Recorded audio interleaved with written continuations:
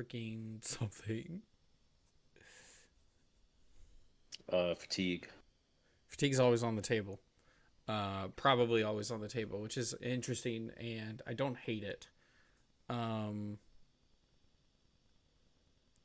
so yeah, I'm interested. Is there anything about any of these cards that we've seen that you're like, ooh, like do we get a vibe of what pirate feels like, or something like that, or seems to be There part of is the some vibe? interesting stuff happening Yeah. because yeah, the allies are neat. Um, the offhand for Necromancer is pretty Hmm. good. Or it's pretty interesting because the first card you watery grave each turn gets go again. Yeah. So, and we're seeing the watery grave cards, and it looks like it's the allies, just the allies so far that we've seen. Um, I imagine we'll have some common or rare allies that are just like we'll probably have common allies that are like 2/2 or something. Yeah. Or maybe Um, even smaller. I think that's unlikely. that would be 100% in line with Flesh and Blood philosophy, though. Oh, you just mean in general? Like they Yes, don't untap at the start of your turn; they untap at the end of your turn. they untap at the end of your turn when you draw. Ah, That would be very in line with Flesh and Blood, and you have to decide: are you committing these things to offense or defense at the beginning of their turn cycle? do you commit them to defense? I'm You sorry. commit them What to. was the? Well, oh no, Chum is an ALS effect. Oh, that's right. Yes. Okay. Yeah, I was trying to pull it up to like double check yeah, what he did, but it's being slow on my that end. would be interesting. Mm-hmm. That would be very interesting. I think no, I think it's kind of neat. That no, that would make sense. I like that actually. Um I'm wondering how this class will feel like it differentiates itself from Illusionist. Does it just feel like Illusionist, but you don't have the gimmicks? And by the gimmicks, I mean like Phantasm and Spectra and stuff like that. Like it's more like Yeah, this old. feels much more It's like Fab dependent. 1.0 Illusionist, if that makes sense. No, well, like if you by 1.0 mean you mean like Like WTR, yeah, maybe. like WTR. Fab 3.0. There we go. Fab Yeah. 3.0 Illusionist is what it feels like. And then Illusionist is just Um, kind of the same, but it has these like I don't know how you describe them. They're not like hate cards, and gimmick's not the right word either, but like Phantasm like specifically preys on certain decks that aren't prepared for it. Phantasm? It's like high yeah, it's like high risk, right? Where it's like you're playing a Sure. card, it could get popped. Well, I mean, Some decks are worse and that's some not what Phantasm is like flavorfully. Phantasm is you're sending this big, but if they send a big thing back, it yeah. shatters the illusion that it's a big thing. Sure, but I mean like mechanically it's kind of I the guess. what is the word I'm looking for? So it's kind of like it's risky in a way, whereas maybe this isn't. Maybe it's just more honest and face up. Maybe. Not I that don't know. The like not the that I. numbers Hmm. Go the ahead. allies seem like fine. Yeah.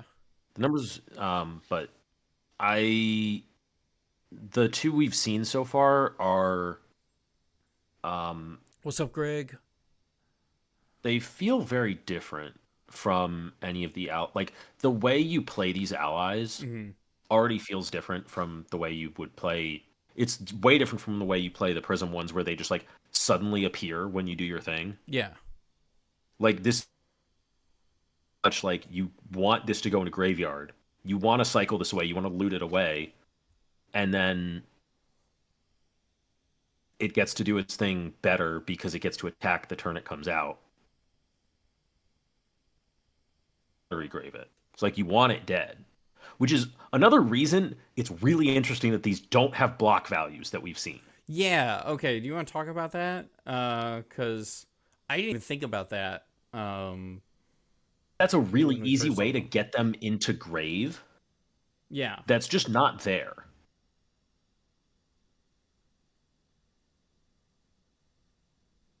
Wait. How do you play them from grave? Watery Grave and Bones' ability When this is put into your grave, oh, from the arena. I just thought it from said. the arena. Okay, never Yes. mind. I thought it was just when it gets put into the grave, turn it face down, and then I'm like, then how do you play it? But it from the arena. Okay. I frick. I I want to think You they have to block. cycle them away somehow. But You loot. You yeah, loot and you discard them. yeah. Oh, that would be good. If you can't Or block you're with them, but you have to loot with them, or you're locked into playing it. or you're locked into playing it. And it's way worse when you play it out of hand because Yeah, if you play it out of grave, it gets the go again first from card your. each turn, Yeah, yes, from the offhand, it the gets go first again. watery grave you play each turn has go again, Yeah, that's which much means better. then you can attack with it. Okay, if you have to play it like for any So if you reason, loot a new yeah, one, then you get to Providence it. Huh. That's This is actually that's posing an interesting questions. I like this. there's some pieces to there's some Ah, hoops to jump through on this one, which I'm thank you. okay with. Yeah, Like I'm allies well. should be Yeah. difficult to play out. That's the thing. That's the lesson we learned with Dromai is it was too easy. Yes. It's too easy, and the Gogan was free. Gogan was free, and Phantasm was not enough of a downside Nope. to make up for how easy it was to make them. Call to the grave stalks. I Mhm. kind of agree. That's also your blue It is for the also turn to watery grave stuff. that's interesting. I'm excited. I think I'm ready to get on that gravy train. The gravy train. Kevin's Nope, favorite name for a hero. it's the worst. Yeah, buddy. It's actively the worst name. I'm It's excited. worse than all of their around the table heroes.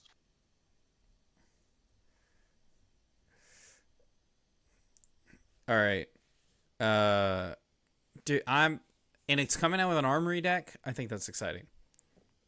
Thank you, Greg, for reminding me. Yeah, Anything else about the that's other gonna heroes? I think Cog is just another way to get your crank abilities line a lot easier, I believe. probably. I mean, it's just like the item mechanic they're giving Mm-hmm. Mechanologist. I think there's not going to be any boost in this set. It's Ooh, hard to do boost in limited. yeah. How many mech cards do you get?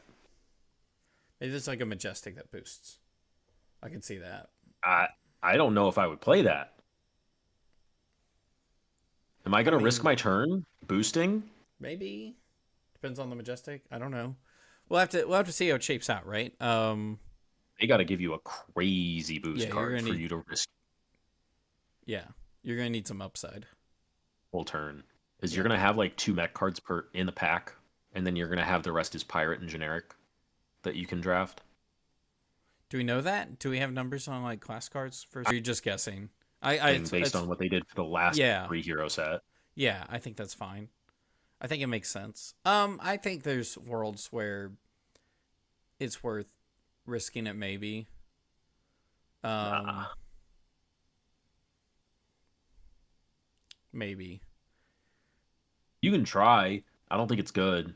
How's that card work? That's like if you were to boost it, it's a generic. You gain an action point from Arcane Back Rising. alley break line, if it would be put into a zone, any zone in the arena from your deck,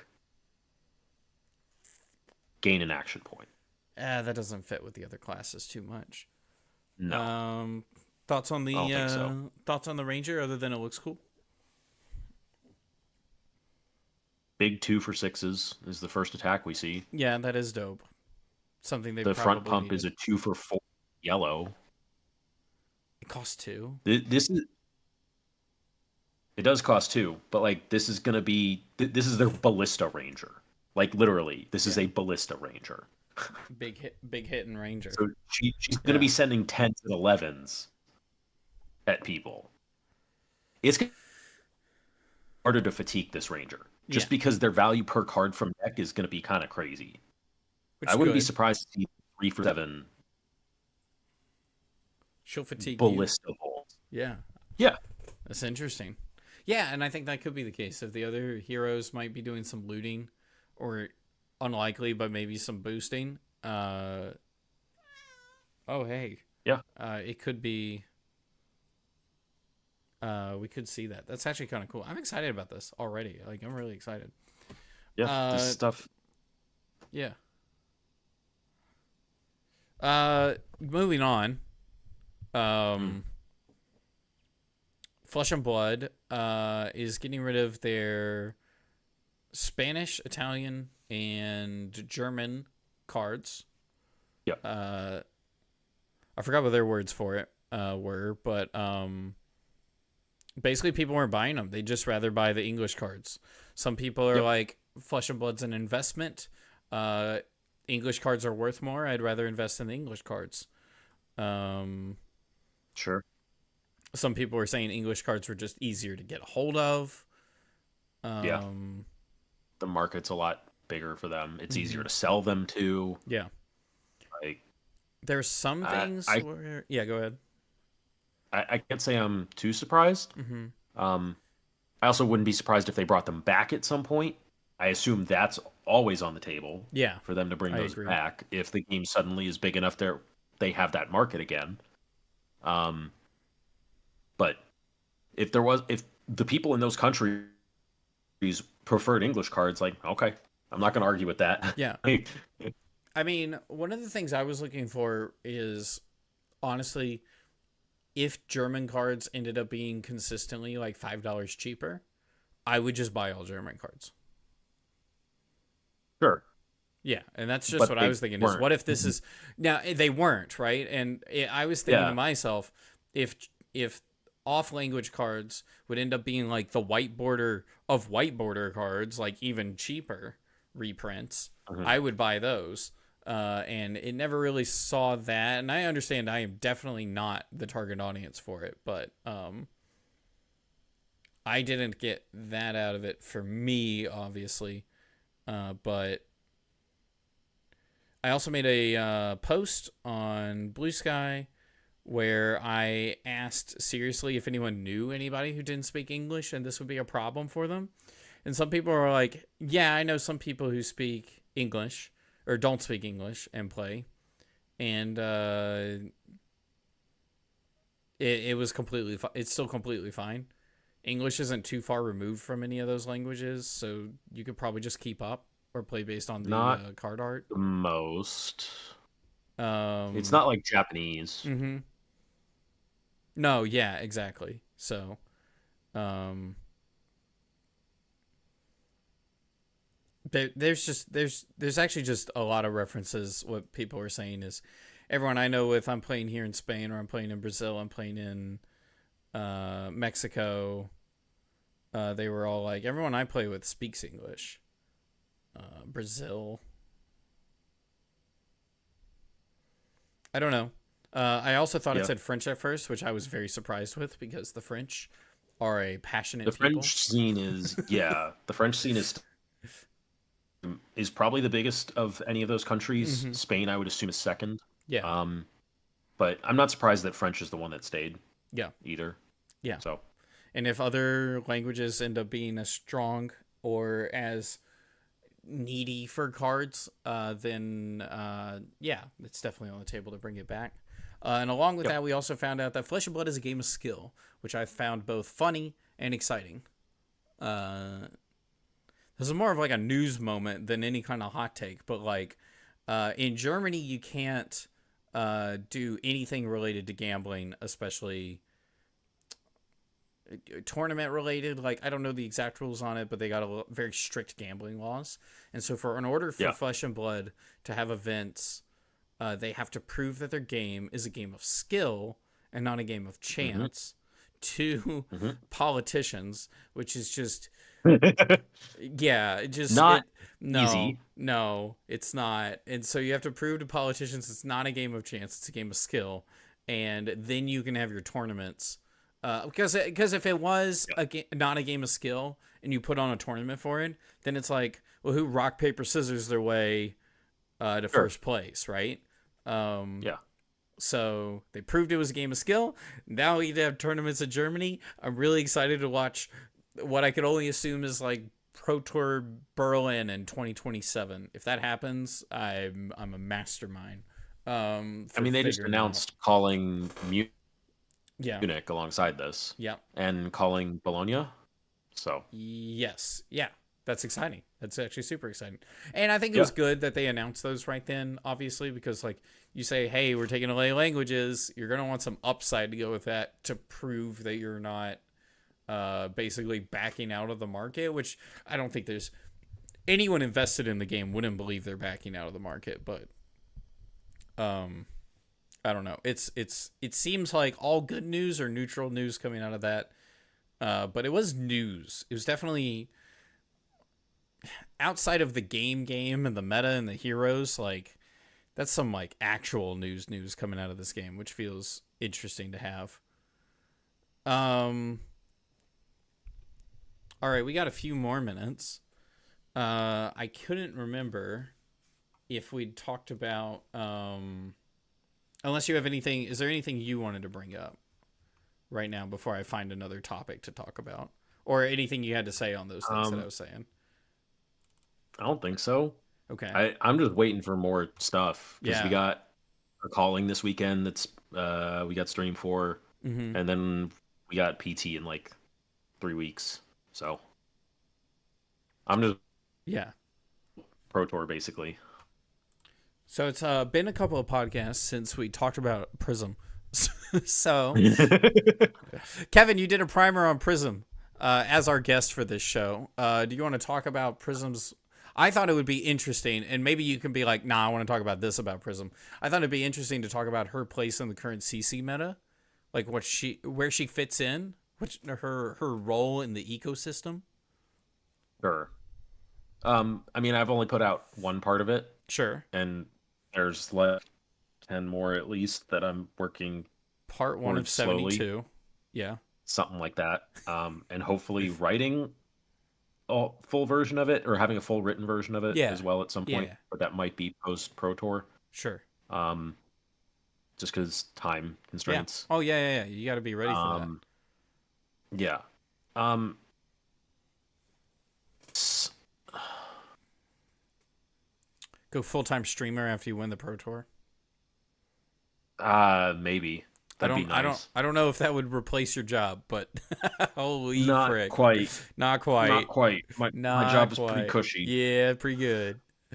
Um, Prism is in an okay spot. She's in a slightly worse spot than I anticipated, but what I expected was everyone would drop their Warmongers Mm, and put Poppers into their deck, which is pretty much what happened.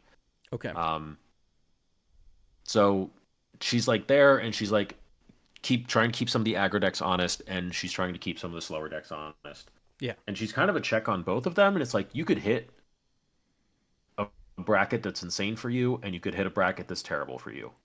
And we see that. I think we saw that happen in Battle Hardened Charlotte with like there was 19 Prism and as the second most represented deck, and one makes top eight. One bubbled out. Hi Tim. What's up, Tim? At ninth. But I mean, it's not as favorable a meta as like Hunted Week One was. Obviously, when everyone was trying to figure out their decks, so they don't have D reacts, they don't have poppers. They're still making their decks function.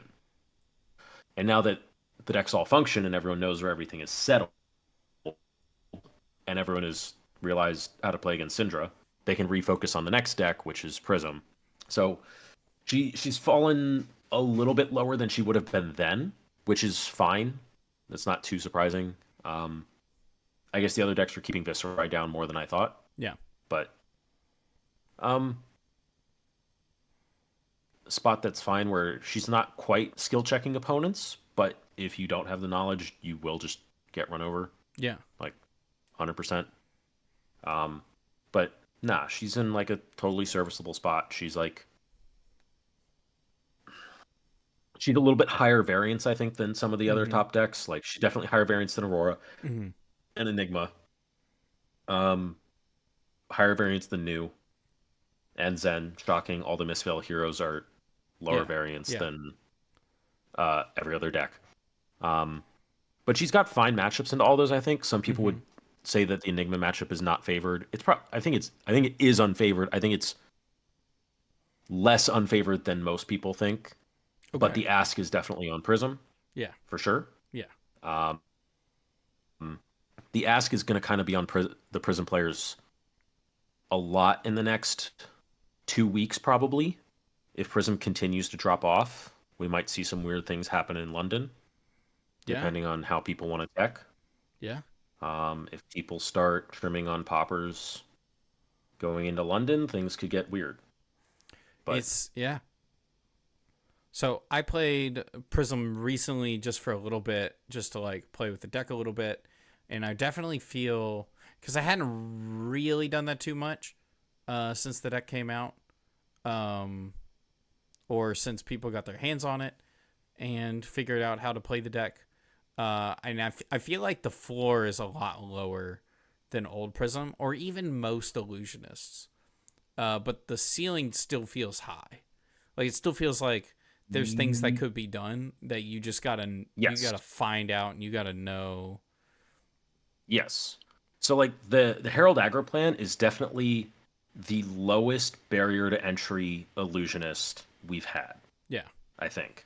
Because Enigma's still weird to figure out the first time you play her, where you're like, Oh I yeah. don't really know where stuff goes. Yeah. But Prism is just kind of like you double Herald them, you flip an Angel, you're getting 18 value, you're happy with that. Yeah. Um, that's fine to like pick up and kind of go. Yeah. But the ceiling on that deck is just so insane. It's so nuts. The Mm-hmm. amount of stuff you can do. Like I'm Yeah. trying to write out like the capabilities of this deck, and I did an hour on just one game and the absolute minimum of playing auras. I'm excited. I think it's interesting. I think That's I'm excited about this book of Prism, this tome that you're writing, and will get yeah, banned it's by gonna be a tome. LSS. Uh, Yeah. and that's why I kind of no, I'm not going to get into this too much, but I think streaming this would be interesting because there's so many edge cases, and I think streams could get into those edge cases because you would Yes. naturally witness them as you're playing out those games, and it'd be hard to like. There's an edge case, and it would probably take you like several paragraphs to write about it, and uh, and then it comes up one every 100 games, and you're like, yeah, but don't think too hard about this one because It's like how often are you gonna run into this? So it's oh my god, there's so many interactions like that where yeah. it's like, oh, that's kind of nifty. I'm not gonna run into that. Or I'm in the middle of a game and I'm like, oh, wait, this line is sick right here. I've never done this before. Oh yeah, those are That's great. sick. When you Like, feel like you understand all of the it's like walking into a kitchen and you understand how all of the ingredients work together you just look at and yeah, you yeah, just look in the fridge and you're like, you see something you can make. you're You like, see a okay, dish you can make from just the stuff that's in your ramen, fridge. Yeah. parmesan, bacon. All right, this works. And it's like, who would have thought to eat that? Only College William would have Well, thought to eat that. I Jesus. I had I had a situation come up when I was playing in Charlotte like 2 weeks ago Mm-hmm. in the PQ Plus, and it was like round 4, and I was playing against a Florian, and I'd gotten Library out, Okay. and I drew up a hand that like I've never drawn up before, which is I have Arclight Sentinel in my arsenal because I'm waiting for my pivot turn. Yeah. Which so I'm looking. I have Arclight already, and I'm looking for Genesis, and I draw up a 5 card hand, and it has an Arclight in it, but no Genesis, Okay. and I'm like, wait, let me check the math here. I'm just playing 1 card from my usual, and I only need 2 more resources. Okay. Oh, I just grabbed Shariah and play double Arclight. Oh. Yeah. Oh. Holy frick. I just I just looked at the hand like, oh, this just plays double Arclight with Shariah behind it. Cool. Oh my gosh. Yeah, that's evil. It's evil in the best I've kind of never way. done that before. Oh, that's good. And I was just sitting there and I just saw it. And I'm like, oh, Oh. I can do this. No, that's great. That's fun. Yeah. I'm gonna do this more. And I'm gonna do this one more. Oh, So I like the deck is it's why I'm like a little hesitant to like say certain things or do certain things sure. because there is so much of the game of that game plan of not just that game plan, that deck where it's like it depends. Where it's like even in the Herald aggro plan, it's like you're on this turn, and it would be great if you could grab Figment of War and turn a 6 into a 7. Except you had to pitch it for your first Herald. Oh, And that's the difference between like the Judgment being at 6 or the yeah. Judgment being at 7 against Zen, Yeah. which is a big difference if they've like already blocked with their shoes, which is not uncommon. Yes. That makes sense. And like there's so many little things where it's like that's one possible case. Mm-hmm. And then there's 6 other figments in the deck where it's like, well, what kind of turns can go wrong if they're in your hand when you need them to be in your deck? Mm-hmm. Or if you draw 3 of them. Or if you draw 3 of them, Or if you draw 3 of you them. better be behind an arc light. Oh, But jeez. Yeah, it's like it's yeah. the deck is not as flexible as people think, and it Mm-hmm. requires you to be more flexible. Yes. And it is so much fun. I love playing it so much, and I'm gonna see if I can get this next one out tonight, but it's late, and I'm hoping it's only gonna be like a 20-minute, but we'll see. We'll see. Yeah. Playing in London? Yeah. Heck yes. That's what I like I to assume this is what I'm playing in London, hear. unless Let's go. something wild Yeah. happens. Like they like emergency Icelander armory deckers, which by the way, I'm pretty sure Icelander would be unplayable into New Prism.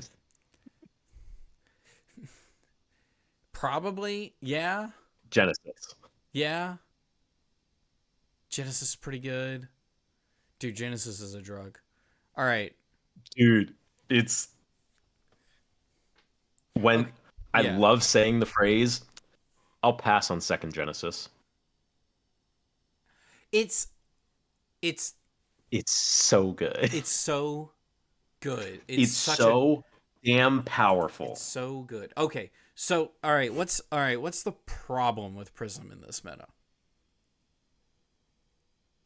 Like, why isn't she just busted? Yeah, why isn't she S tier right now?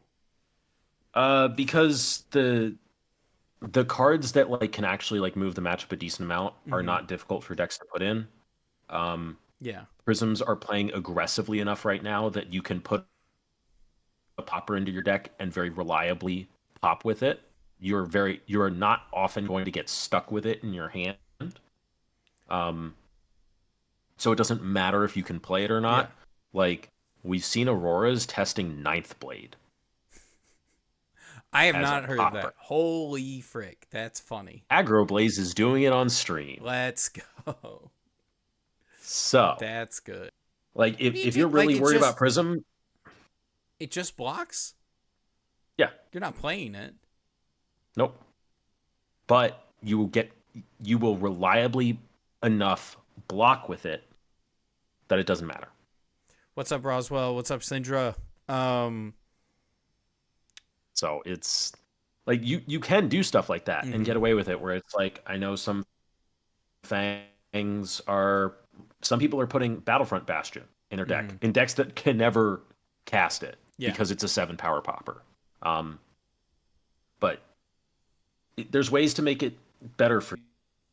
You don't draw them at the right times, or it's like you have a 7 power popper and they send a Herald of Triumph and then they Halo for Triumph. Like, stuff can get hairy. But D-Reacts also help just because they cover breakpoints without giving up armor. So your shures that you probably already have in your deck, or your Sync Belows that you already have in your deck, are good in that matchup because they start with the 7 Herald and you give them a 3 block and a 4 block, and then they have to have the Wrath, but you also don't have to give up armor. If you want to give armor and then try and bait the Wrath because you have the D-React and Arsenal or something, that's also an option. But it gives you flexibility in, like, if you can stop that first Herald from hitting, it is a lot of value that Prism loses. Yes. But you also have to give something for that. And there is a back and forth there that the Prism does get to play. Yeah. It's harder on the Prism, Yes. for sure, but 3 poppers does not swing the matchup by itself, by any means. No, yeah, but I like where this deck positions itself in the meta because it what I feel like it does is it brings the ceilings of some of the most meta decks down a little bit. They have to put in bad cards into their sideboard Yeah, to they have to combat put cards in this. that they can't play. Or they don't, and then that's the mindset of, okay, so these Yeah, two Auroras are playing against each other. One has Prism Tech, one has Aurora Tech. And so the odds for that yeah. Aurora go up a little bit. And so I think it's It's interesting what it does to the meta, even if it's not necessarily tier 1. yeah. No, it's probably a tier 2 deck right now. Sure. Probably in the middle of tier 2 if I had to put it somewhere. Sure. I don't know that Aurora is tier 0. I think Aurora might be tier 0.5. We'll see what happens with it in the next couple months. That being said, it is the aggro deck of choice, and I think Yes. everyone's going to come back and going to figure out ways to deal with it and do pretty well against it. So, Aurora will Yeah. probably settle at the top of tier 1 with like Enigma, News, and top of my head. Yeah, I don't think like- Jarl's in there. I think Ira could be in there. I think Marionette is like at the bottom of tier 2. I like the idea of Meh. Silver Bullet tier that Runaways did. Sure. But I really only consider it if there's a tier 0 deck. Yeah, Right? there has to be a full, which I will say, Aurora's representation at calling Kobe almost allows for that. I think it's going to look very It was similar close. at PT. I think PT is going to have an incredibly similar amount of percentage of Aurora. I don't. I think Aurora's going to be lower. Aurora's not going to be 3x the next deck. Sure, There's okay. no way she's 3. Like, that was like what really did it. Is she was 3 times the next most represented. That's why it looked gross. There was also a really wide spread of heroes, and I don't know if anyone's it was a calling to PT, right? So it's all going to kind of shrink inwards. Yeah, a little bit for a PT. But I always say never underestimate the average person's willingness to just play the aggro deck, right? Like most people just want to play the aggro deck, and that's Sintra. Or that's funny. That's Aurora. So yeah. No, and everyone knows it, but I think that's going to be people's fallback, and that'll be fine. Okay, how much time do you have right now? What do you mean? The last little take I want to talk about is Pit Against. Episode 50. Frick. All right. I want a hot take. Where's Flesh and Blood's hottest new call-in show a year from now? What big changes? I don't expect much changes. What's the direction? I don't expect a ton of changes changes either. No, I don't either. I don't really have anything. I'm sure Greg would. Nah. Oh yeah. They want me to sell my Prism deck for audio equipment. I would do the same thing and then rebuy your deck for a quarter of the price, eighth of the price. A quarter. Okay. Yeah. Yeah, like less than that actually. Oh. How much money? I think it would probably live studio audience. It would be about 8 or 9%. That's what we need to do. You could probably play my deck for about 10% of what mine costs. We need Worlds on the East Coast, and we need to do a live studio audience Pit Against episode at Worlds on the East Coast. On the stage after the presentation that Thursday night. There's zero shot, but that would be so dope. Holy frick! Maybe in a few years, honestly. If we can start unless getting, I win a PT. Yeah, if you win a PT or we start getting in, then maybe we 4 guests a night, then I think we could be a threat. Greg's in. Let's go. Yep. Oh shoot, dude! It was 8. We could honestly find space to do it in the hall that evening. Like we could. or in a hotel Yeah. wherever we are. Yeah. I think that would be awesome. Um, Just go up on stage, set up once the I presentation's think, over. I think We things would happen if we did that. No, like we not good almost could, things. dude. They just walk away. There's just no one up there. Sure. I feel like there's be some people escorting us in certain directions, but I'll that ask would be around. funny. I'll ask around in London. Oh, that would be dope. There's gonna be some people there. Holy frick. We could have Charmer on. We could have Oh my god. who's doing PT? We know who's doing PT yet? Casting for it? It is We know that. Smoke, Yes, let's go. Sam I love 'em. O'Byrne, Yes, the um, duo, the Kings. Hayden Dale, Oh, that's right. Hayden retired. and one other person that that I don't recall off the top of my head. Who Just was don't it? assault James White. Oh, I'm was not it gonna assault Howling him. Mines? It wasn't Howling I Mines, don't was it? No, I don't think so. I don't think so. He mostly does European stuff. Well, I mean London. Yeah. Oh, it is in London. No, I think it is Howling Mines. It might be.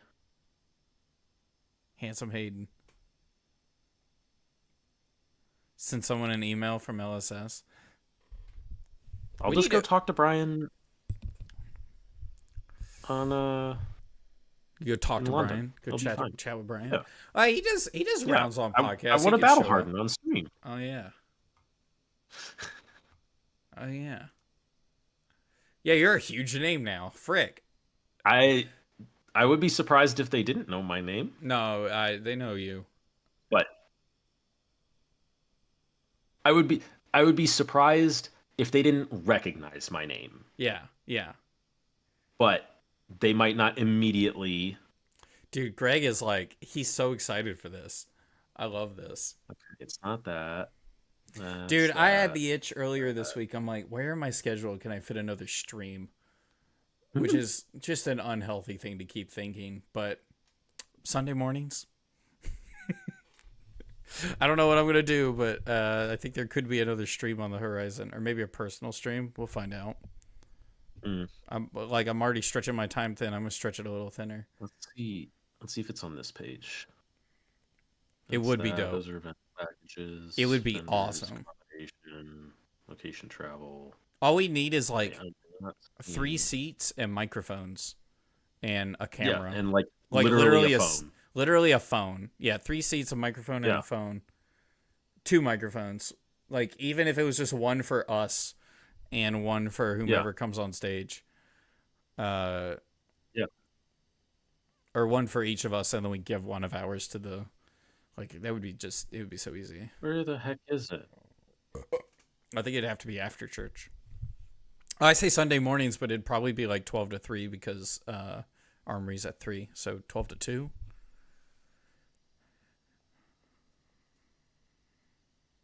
I think it'd be dope. Something like that. Unless you're not going for early testing. Early testing. No, that is good. Yeah, people do usually get there at noon. I'm one of them. Got 5 more hours. That's PT Singapore. That literally is in the morning. Yes, of course. Where Yeah, I the think heck is it? so. For the table pit and pit against, I think pit against is going to stay its course. I want to try to get more guests on, but I also Sure. have a hard time with getting guests on because sometimes I'm like, hey man, you should come on. I'll message you later. And then my brain forgets I did that. Yep. And then I don't get back to them because I have memory problems. I'm going to blame it on that. But I think having more guests on is definitely a direction for the show I want to take. For the table pit in general, I got a project that I want to get out before London. Like, definitely not the weekend of London. I want it out before London. Yeah. And then get more project videos out. But I think the direction of the table pit is just keep doing these live streams and the occasional single video. Yeah, that's the undiagnosed hyena on sedatives. What did I say the other day? Frick, someone was like, I made a post about does anyone know anybody who doesn't speak English that would be affected by the language stuff? And Yeah. someone said, actually, most of the people I know that English as a second language, they speak English better than me.